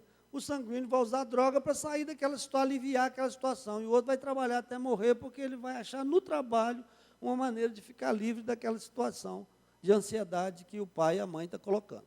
Está certo? Síndrome de Deus. Não pode errar nem fazer mal feito. Por quê? Porque o pai exigia assim, a mãe exigia assim, ou o cuidador. Tornou-se adulto na infância e Deus na idade adulta. Repetição ritualísticas, às vezes mágicas, dolorosas. Ambivalência, amor e ódio nas relações, repetindo a relação com o pai. Ama o pai, mas odeia. Ama a mulher, mas odeia. Ama o marido, mas odeia. Porque amou o pai, mas odiou. Essas pessoas que, na mesma hora que está amando, está odiando. Qualquer coisa, a pessoa está aqui, porque nós vamos fazer uma viagem. Vamos passear, né? Vamos para a praia. Aí, é mesmo, né, amor? Fica meio bipolar, né, a pessoa. Aí ela chega aqui e fala assim, por que você largou essa cueca aqui outra vez em cima da cama? Aí, aquilo que era céu, já virou um inferno. Porque não pode, né? Não pode largar aquela cueca, nem se o cara tiver sair correndo, porque acordou tarde, ele tem que pegar a cueca e colocar no lugar certo. Mesmo que seja eventual, vira o inferno por causa do perfeccionismo. Vai fazer as coisas, né? E tem que ser tão certinho que ele mesmo treme. Aí, o surto, quando a pessoa está muito mal que surta, ele começa a fazer atos mágicos. Ele, por exemplo, põe na cabeça dele, ou aquilo está na cabeça dele, que ele não pode, para ser perfeito e para ser o Deus que ele é, quando ele andar sobre cerâmica, ele não pode pisar aqui nesse risquinho. Quem faz isso é criança, brincando. Aí ele vai. Começa a andar na rua desse jeito. Aí o camarada fala assim, é doida lá, ó. E é doido mesmo. Só que não é uma loucura constante. É fácil também reverter, se o terapeuta for bom, ou o milagre. O milagre faz tudo, até o sociopata que a psicanálise, nem a psicologia não alcança. Raros casos, a loucura mesmo, a psicose, o milagre alcança, porque Jesus alcança tudo. Mas a pessoa começa a fazer atos mágicos. Fecha a porta, volta para fechar, fecha de novo, torna a fechar, aí passa a noite todinha fechando a porta. Mostrar com cuidado que ele e ela é um ser humano como os outros e precisa admitir e aceitar seus erros. Lembrar de que só Deus é perfeito e perfeitamente confiável. Uma coisa boa, mais para frente no tratamento do obsessivo, é você pegar ele num erro.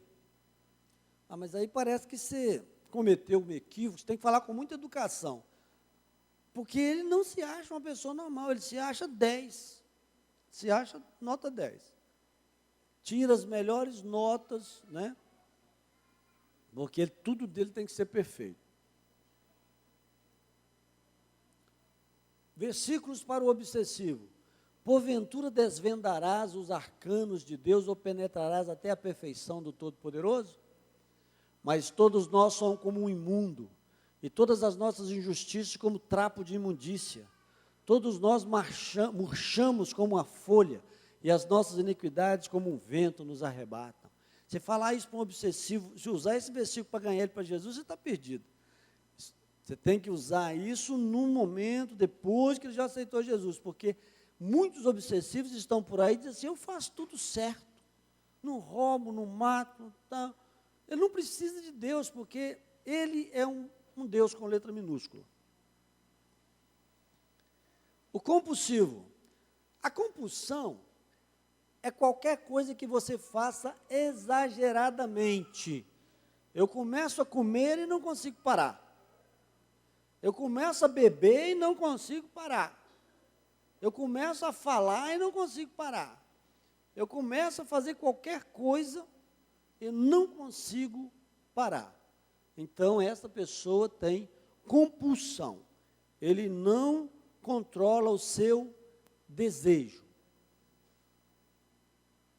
Normalmente, a compulsão alimentar, ela é causada quando os pais substituem o afeto por comida.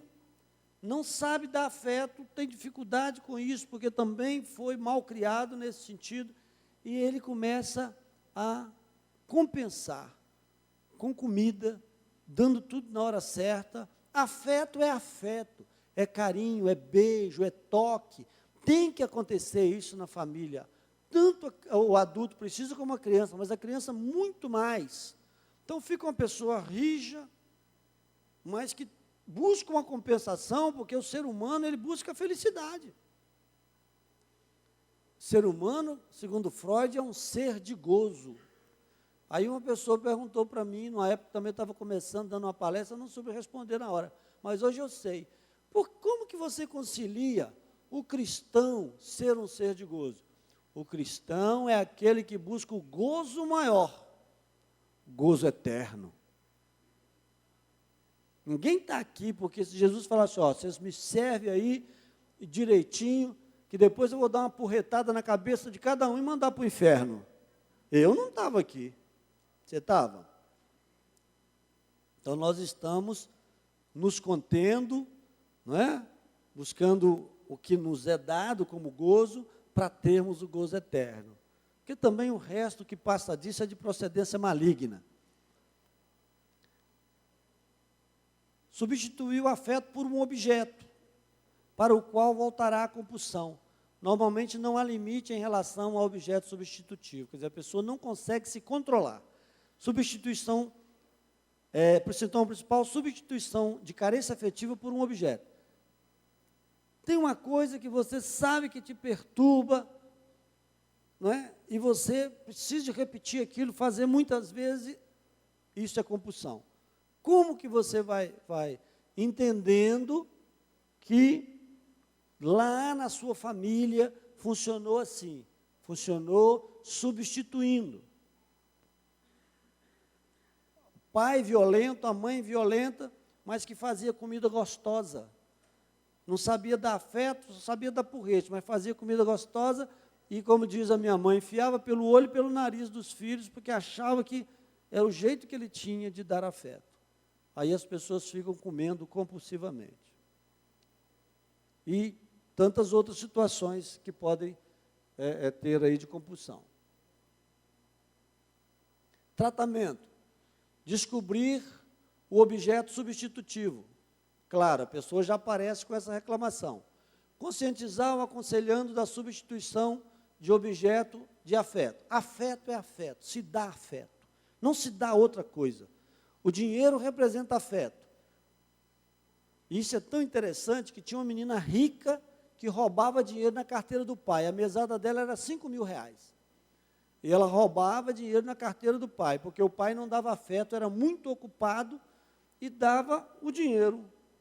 E ela era compulsiva pelo quê? Por dinheiro. Porque era o jeito que o pai achava de compensar aos filhos a falta de afeto.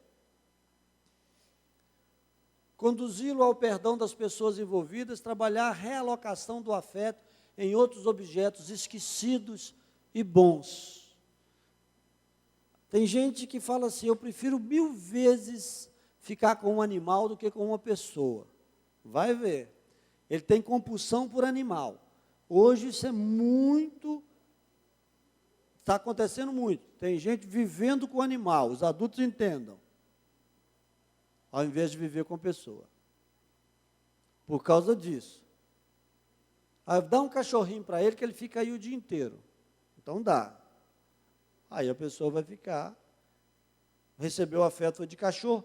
Depois vocês colocam lá no Google também, menina cachorro, e assistam o vídeo para vocês verem o que acontece com uma pessoa, uma criança. Se você ensinar uma criança a latir, ela late. Se ensinar a miar, ela mia. Essa menina os pais eram bêbados e deixou ela com o cachorro uma boa, ela dormia na casinha do cachorro. Ela procedia como cachorro, está viva ainda. Lá naquela terra perto da Rússia lá, que teve um problema lá, como é que chama aquele lugar? Perto da Rússia, que estava tendo uma guerra lá. Ucrânia, menina ucraniana, vai contar a história todinha dela. Ela bebia água com a língua para fora, molhava a cabeça igual cachorro, pulava com os 4 pés assim, por cima de tronco, igualzinho. E agora tem um vídeo mais recente do menino galinha. Os pais o criou debaixo da casa junto com a galinha. Quer dizer, os pais são monstros. E ele não desenvolve a mente. Veja como é importante dar as coisas para a criança, porque a criança depende de nós. E veja o que você recebeu, o que você deixou de receber, para você se curar através do perdão. Para o compulsivo, pois nós também, outrora, éramos nécios, desobedientes, desgarrados, escravos de toda sorte de paixões e prazeres, vivendo em malícia e inveja, odiosos e odiando uns aos outros. Não sabeis que daquele a quem vos ofereceis como servos para a obediência, desse mesmo a quem obedeceis sois servos, seja do pecado para a morte, ou da obediência para a justiça? Perdoe. Perdoe para você ser curado, para você se tornar uma pessoa sadia e começar a fazer as coisas que você quer fazer. Quando Paulo diz assim, as coisas que quero fazer eu não faço, e as que não quero faço. Então, logo isso não vem de mim. Quer dizer, do seu desejo. Não que era ele mesmo, ele estava falando a respeito do homem universal. Por que essa pessoa não consegue fazer o que quer? Por causa dessas vivências. E aí você vai encontrar pessoas assim do seu lado que te invadem, que invadem o seu lugar. São pessoas que não respeitam os outros porque não foram respeitadas. Então ela não sabe respeitar. Você só sabe o limite quando esse limite é dado, quando o exemplo é dado. Se não é dado, a pessoa invade o limite do outro. O depressivo, perda de toda ordem, mas especialmente as parentais. Luto contínuo é o sintoma principal. Não realiza luto. Perdeu uma coisa muito forte na infância e aí continua, quando estressa, por volta dos 35 anos. Cuidado com 35 anos. Cuidado. Não se sobrecarregue demais. Você pode surtar numa dessas doenças aqui. Se passar de 40 anos, segundo os melhores psicanalistas, você está tranquilo. Falar sobre as perdas. Tem que identificar qual é a perda. A pessoa chega para conversar com a gente, você tem que descobrir, porque ele não consegue sozinho. Que perda grande foi essa? Vou contar uma história até familiar, que não tem problema, porque é muito simples. Uma empregada que fazia o papel de mãe foi mandada embora, mas a empregada é que era mãe. Ficou muito tempo com aquela criança. Aí precisou de sair por algum motivo, e essa criança começou a ter problema emocional, já fazia cocô direitinho, no piniquinho, voltou a fazer cocô na calcinha. O que aconteceu? Aconteceu que ela perdeu uma mãe, a segunda mãe, a mãe que ficava com ela o dia inteiro, a outra chegava à noite. Entenderam? Aí existe uma depressão, aí existe uma regressão, existe uma perda de chão para a criança. Substituiu, mas a outra não era igual, a outra não fazia as mesmas coisas, a outra não brincava, a outra não era a mãe dela, a cuidadora dela. E às vezes isso acontece sem a gente poder controlar. Quando morre, por exemplo, o pai, e a criança está aí até 12 anos de idade. Vou contar um caso de um amigo meu que agora está em Gana. Eu fico muito feliz que as pessoas fazem o tratamento comigo, e depois tem uma menina que era judoca, nunca tinha ganhado nada, depois do tratamento foi campeã mineira. E esse rapaz foi afastado como esquizofrênico e hoje está fazendo missão em Gana. Ele foi diagnosticado como esquizofrênico, não sei se vocês lembram, até um rapaz crente que enfiou o pé naquelas rolos lá da Uzi Minas e perdeu os 2 pés, um pedaço de um e o outro pé inteiro. Esse moço que foi diagnosticado com esquizofrenia, ele era o líder de grupo, obsessivo, por trabalho, porque o pai dele morreu aos 12 anos, mas ele tinha algo muito pior do que isso. Ele entrou numa psicose. Dias depois ele começou a entrar para áreas que não podia, e os colegas precisavam tirar, teve que tirar ele de lá, porque ele estava perigoso para ele. Foi quando o médico deu o diagnóstico de esquizofrenia. Ele era um aluno de teologia, muito concentrado, muito bacana, e veio me perguntar: Rafael, eu sou esquizofrênico? Eu falei: não, você não acha que você é um esquizofrênico mesmo, assim, você pode ter tido algum episódio de psicose, mas a esquizofrenia tem que ver alucinações, etc. Ele não tinha alucinações, ele só tinha aquela coisa de andar e ir para aquele lugar que não podia, com perigo de acidentar-se. Aí eu falei: olha, normalmente, essas coisas, quando não são biológicas, são emocionais. Vamos lembrar do que aconteceu. Nessa época eu achava que era até 11 anos. Muitas literaturas falavam até 11. Hoje eu tenho certeza que é até 13. E esse caso foi dos que me ajudou a chegar a isso. Aí eu falei, até 11 anos, lembrou de tudo. Eu falei, aí ele falou, 11 não tem não, mas de 12 tem. Olha, então me conta. Aí eu entendi por que ele estava surtando, diante da ansiedade tão grande, do estresse que causou aquele colega no turno dele, ele sendo responsável pelas máquinas, embora não tenha sido ele que ligou, a máquina cortar o pé do rapaz fora. O pai, ele estava na roça com o pai, e o pai arranjando lá para plantar, e a pessoa corta com a foice essas árvores menores, e cortou com a foice assim, ó. E tinha um buraquinho na frente, ele foi, quando ele voltou, a botina escorregou e o pai caiu sentado em cima daquele pau. Caiu sentado, ficou, porque ele não tinha como sair dali. Um menino de 12 anos não teve força para levantar ele. Né? E aí foi correr atrás de alguém, mas o pai sangrou até a morte. Esta pessoa vai ter uma dificuldade muito maior diante de um acidente do que uma outra pessoa adulta que foi estruturada na calma. Entenderam o que é a estruturação? Está formando a sua imagem das coisas, como funciona agora. O seu pai, se fosse o vizinho, ainda era mais leve, mas o seu pai, o pai bom, e você perde ele desse jeito. Aí ele fragilizou-se, e ele não tem uma suportação com o acidente. Talvez depois que a gente conversou, ele tem uma suportação melhor agora, porque ele entendeu o porquê. Mas até então ele não tinha. E o acidente foi grave demais, um rapaz novo, de 30 anos, perdeu os 2 pés. E aí lembrou. Aí quando tem um estresse na sua vida, você volta para uma referência. Quando volta para a referência, tem um buraco lá. Um buraco negro. Tem um lugar de grande dor. Aí ele cai na dor da infância. É como se ele voltasse para aquela situação sem saber, e ele pira ou surta. Tá certo?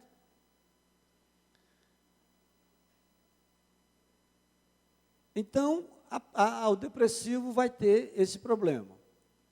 As perdas. Ele tinha uma depressão muito forte nesse caso, pela perda do pai, e aquilo voltou à tona com o machucado do amigo. Relativizar as perdas comparando com outras que também perderam e venceram. Elogiar os pontos fortes e as conquistas. Aconselhar o perdão. Né? Então, você tem que estar sempre elogiando. Quem tem um depressivo em casa, não brigue com o depressivo. O depressivo precisa de afeto, porque no momento só ele perdeu muito afeto. De uma vez. Perdeu o pai, perdeu a mãe, perdeu uma coisa importante, muito importante. Você quer ver uma pessoa que entra em depressão quando ele fale? Se o pai dele tiver falido quando ele era criança, e ele estudava na melhor escola da cidade, o pai tinha um comércio, faliu, ele foi estudar no estadual, na pior situação, saiu de uma casa boa e foi para uma casa ruim, é depressão na certa. Se ele falir na idade adulta, ele não é só a falência dele, é toda aquela experiência de dor que ele teve lá atrás. Já atendi algumas pessoas assim.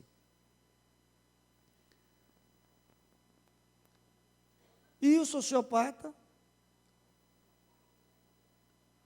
Tem esse sociopata de revólver na mão. No mundo islâmico, você tem uma sociopatia grupal. E tem o sociopata violento, e tem o sociopata não violento. Quer exemplo?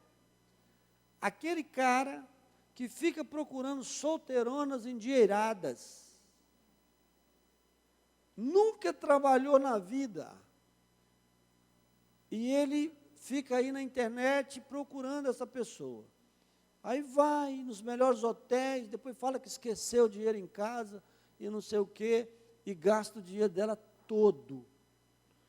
Normalmente são solteironas carentes, mas tem também sociopatas mulheres que pegam os velhos cheios de dinheiro e vão conversando e tudo, enganando, e chegam até a ter relação por interesse com eles e tiram muito dinheiro deles, muito dinheiro, de preferência tira tudo.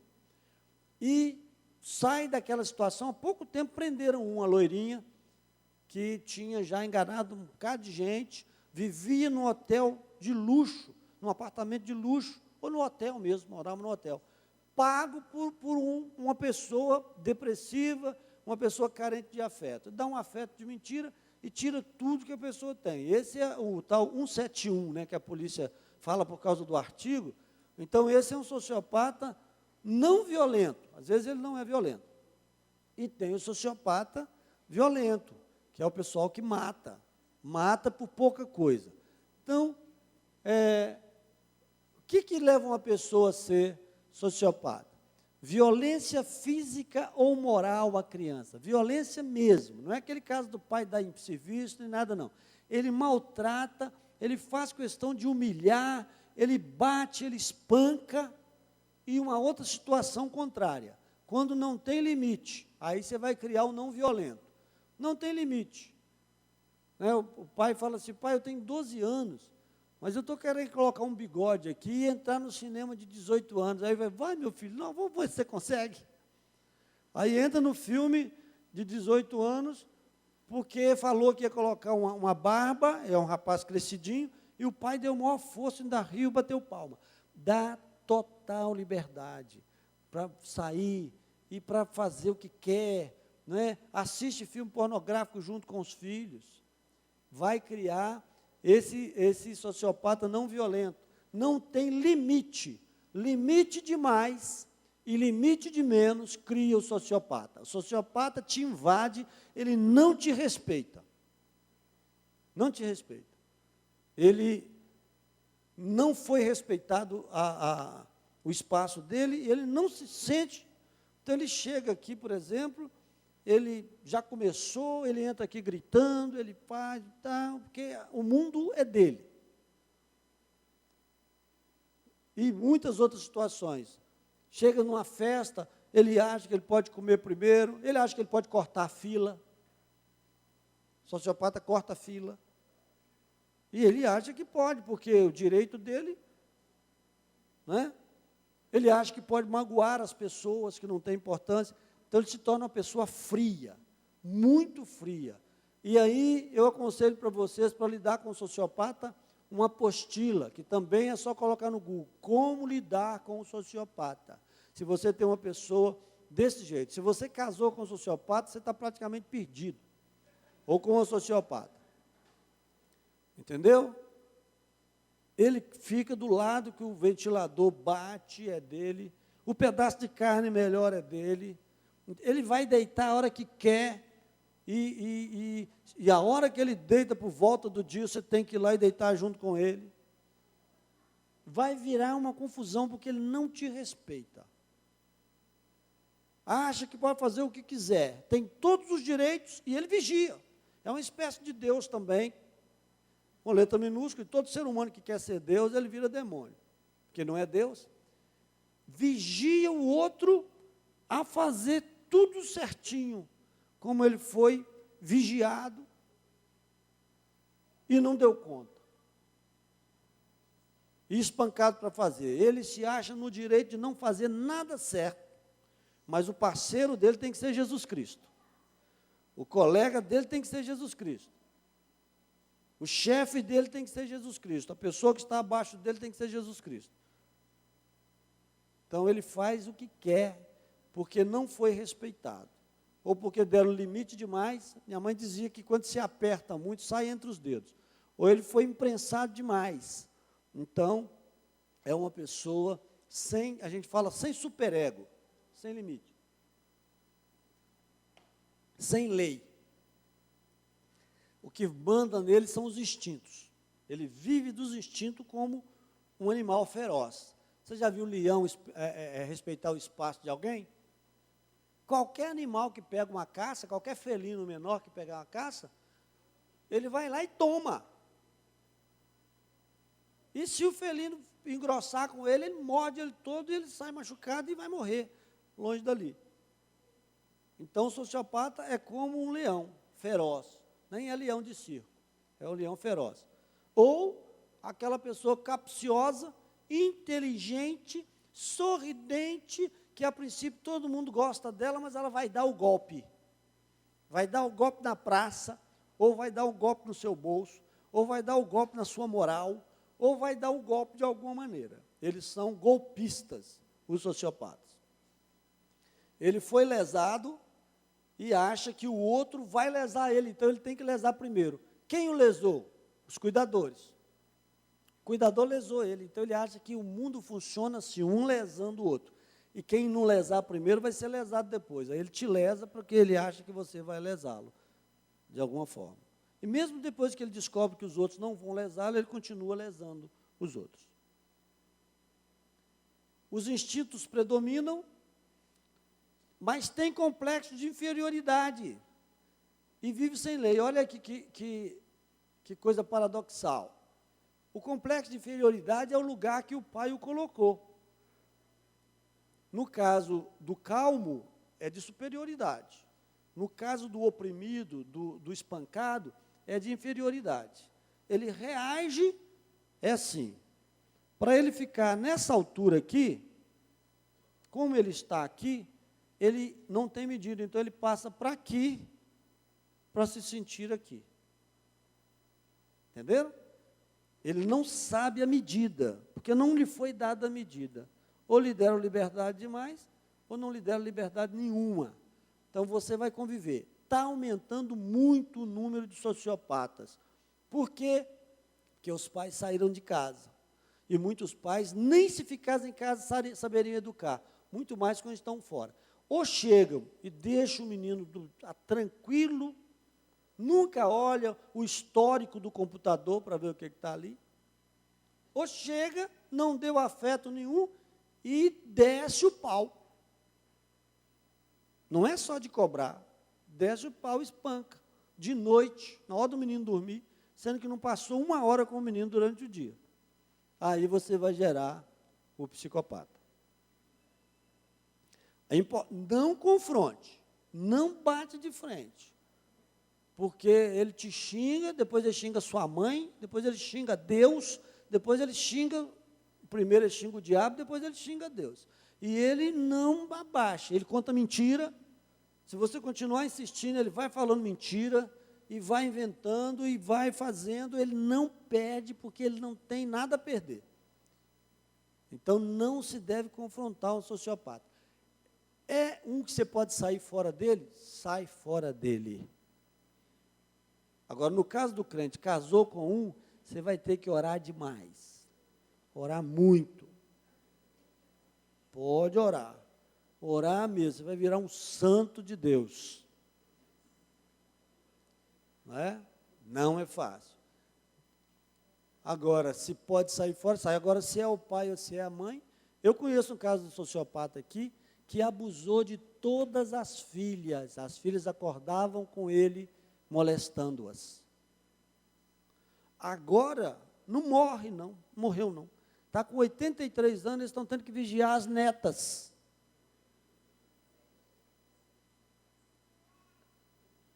Nem para morrer o homem não presta. A gente fica com vontade assim, que morra, aceita Jesus e morra, não é não? Aceita Jesus e morra. Mas não morre, tá? Deus está dando oportunidade para ele, alguém tem que pregar para ele aceitar Jesus e morrer, porque também a gente não sabe o que ele passou, a verdade é essa. O que uma pessoa dessa passou? Estupradores, na maioria das vezes, foram estuprados. É esta a dinâmica da estruturação que a gente constata todo dia conversando. A pessoa adota um costume diferente, que não é normal, pode procurar. Alguém o desrespeitou, alguém fez com ele. Ou então deu a ele uma liberdade desmedida. Eu conheci um casal que convidava o filho de 15 anos para ver pornografia junto com eles. Sem limite. Nesse caso é porque não tinha mesmo, não é porque foi demais. Tratamento. Relativizar os pais e falar do amor e cuidados de Deus.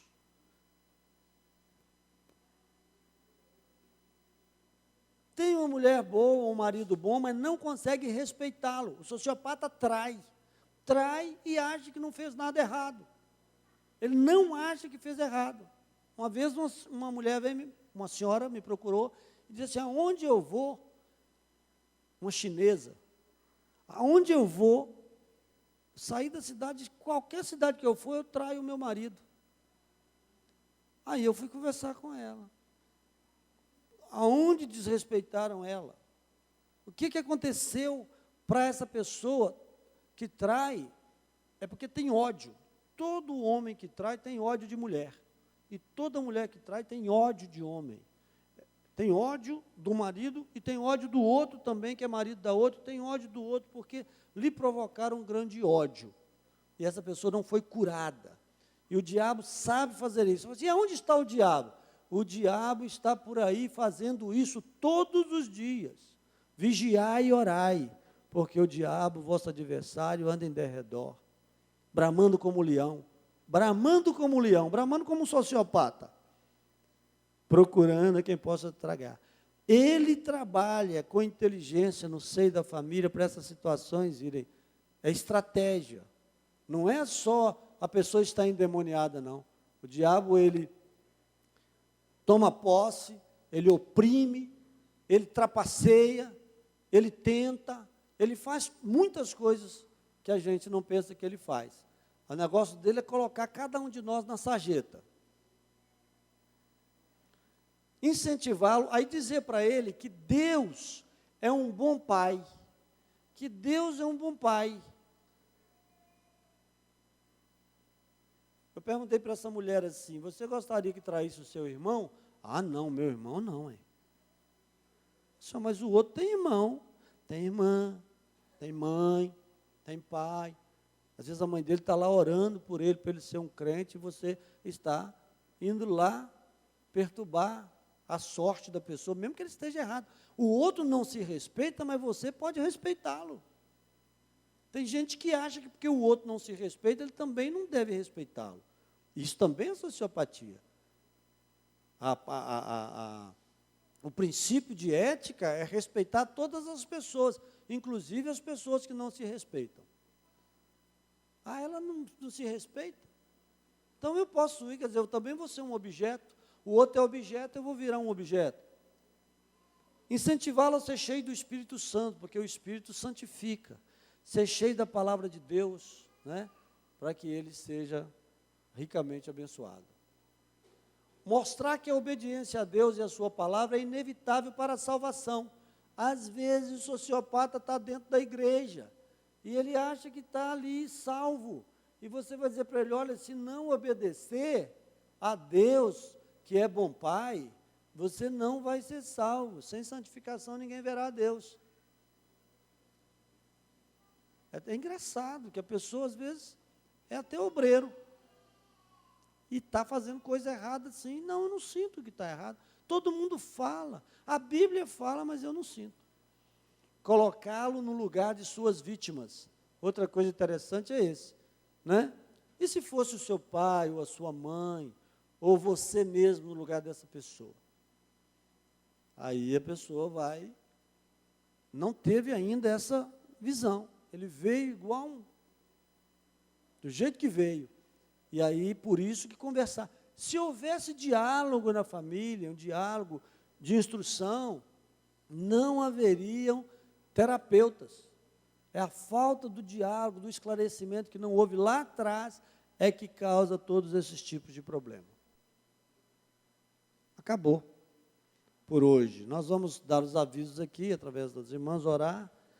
E sexta-feira, nós vamos estar agora nos compreendendo melhor, compreendendo as pessoas. Para que isso? Entenda a miserabilidade das pessoas. Entende que nós somos um monte de gente, de pecadores, e que eu sou falho, eu preciso respeitar que o outro pode ser falho também, que pode falhar comigo. Então, entenda isso, que o seu pai, a sua mãe não tem que ser perfeito, para que nós possamos, sexta-feira, aprender como lidar com o outro, com algumas regras de relacionamento humano. Então, é muito importante você voltar aqui na sexta-feira. Nós ainda temos tempo aqui. Boa noite. Nós estamos aprendendo bastante mesmo, né? Vai ajudar muito aí na nossa caminhada. Bom que nós vamos saber como nós somos e saber como que é o outro, né? Aprender a respeitar e amar da forma que ele é, mas buscando o nosso aperfeiçoamento com esses ensinamentos. Bom, lembrando a vocês, as matrículas já estão abertas, tá? Para progressão de crédito, para pós-graduação, para o curso de aconselhamento, que são 36 horas, 3 meses, capacitação teológica também, que dura 1 ano, já estão abertas as matrículas.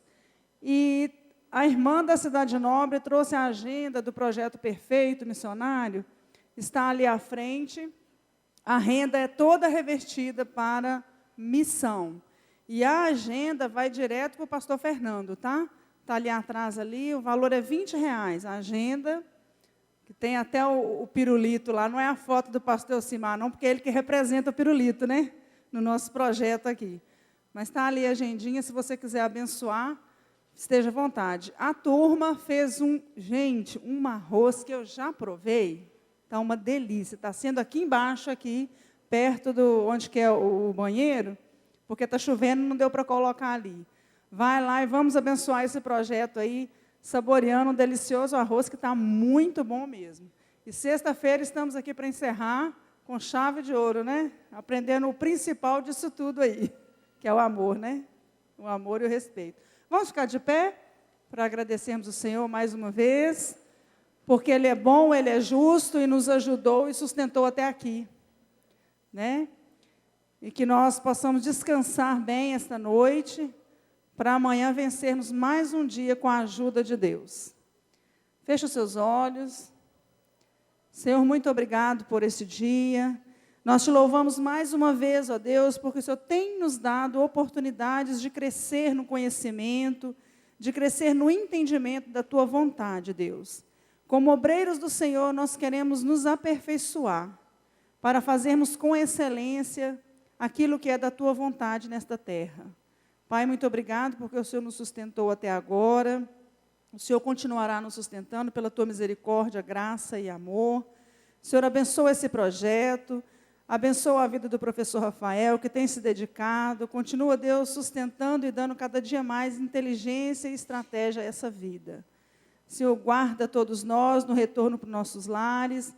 E que sexta-feira, Pai, nós estejamos aqui novamente com o coração e a mente aberta, para aprendermos mais, porque o nosso maior objetivo é agradar o seu coração e estar fazendo a tua vontade. Nós bendizemos o teu nome. Amém e amém. Obrigado.